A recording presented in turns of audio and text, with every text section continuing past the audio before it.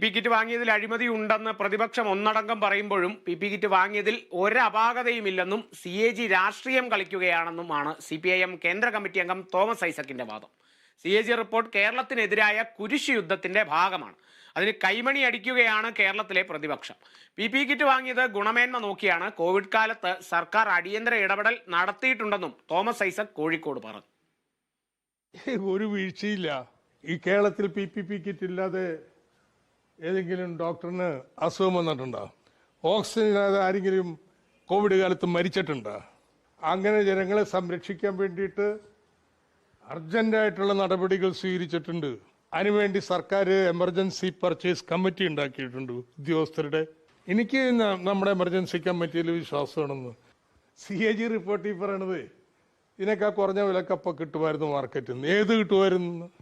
സർക്കാരിനെ ചെളിവാരി കേൾക്കാൻ വേണ്ടിയിട്ട് ഒരു പ്രസ്ഥാനം കുറഞ്ഞു കിട്ടും. CAG രാഷ്ട്രീയം തന്നെ. ഏത് രാഷ്ട്രീയമാണോ ഏത് സ്ഥാപനമാണ് BJPക്കാർ ഈ രീതിയിൽ നശിപ്പിക്കാതിട്ടുള്ളത്?